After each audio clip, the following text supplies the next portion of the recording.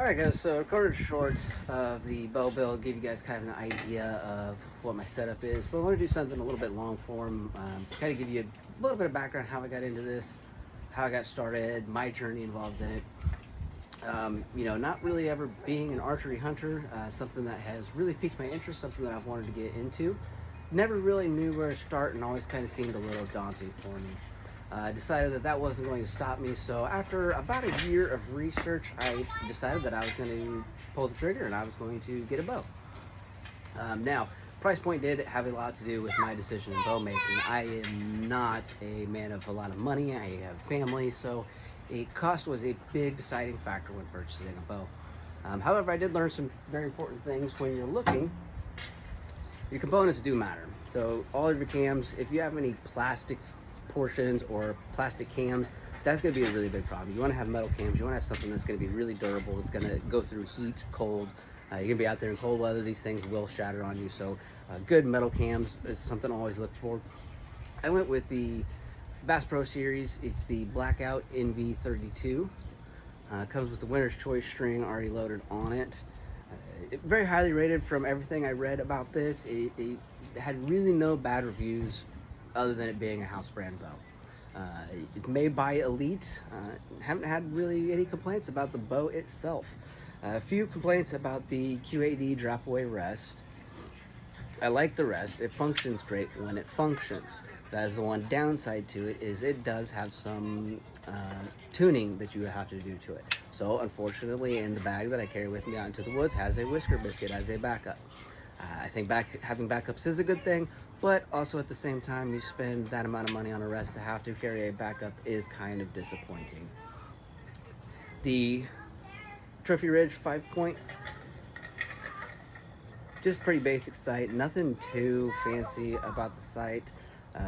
Thinking about upgrading that one, but for again the price point and starting the season, I'm very happy with this one. It's done me great. Bee Stinger stabilizer. Again, this was something I did a lot of research on. The Bee Stingers came very highly rated. Figured I'd give that a shot, and again, no qualms, no complaints. I picked something that's a little bit shorter profile, so it doesn't have a lot that's hitting when you're moving around out there in the woods. So Bee Stinger, been very happy with that. Other than that, went through the rabbit hole of choosing releases. You can have all different types of options out there. There is your finger trigger and your thumb button. Some people run hinges as well.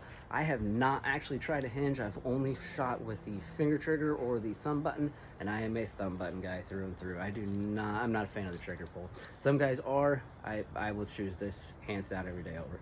However, somebody needs to come out, put these two together. Have an idea. Somebody get with me that can make stuff.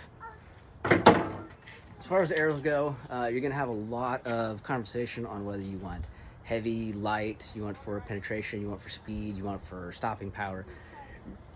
Really, the argument's still out. I choose the Carbon Express Red 400 spine. Been running the Slick Trick broadheads on them. Again, another argument that you get into is fixed versus mechanical. I think I am currently going for penetration, so mechanicals are going to give you, or fixed are going to give you your best shot at getting your penetration. From there, guys, it is literally just getting into it and starting to shoot. Once you make the decision, you make the initial investment, there's no cost to go out and shoot every day. You can have a day's worth of fun, hours worth of fun that costs you $0 because you've already made the investment in what you're shooting. It is great. It's great for the kids. It's great for the family. I'm telling you guys, it's the great mind cleanser. You get out there, you start slinging arrows, and everything else goes away. So can't recommend it enough. It's really not that daunting to get into. If you watch the ads, you price things out right. I think I paid $6.99 for the bow itself. All in all, said and done, I'm about $1,000 into this build. You can definitely come in a little bit cheaper. You come in a little bit higher.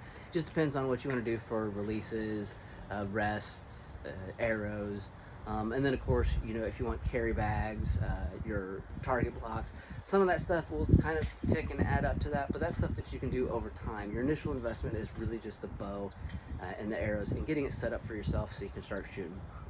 Can't recommend it enough, guys. So welcome. That's my setup, and if you have any questions, have any comments, give me a shout. Let's get it done.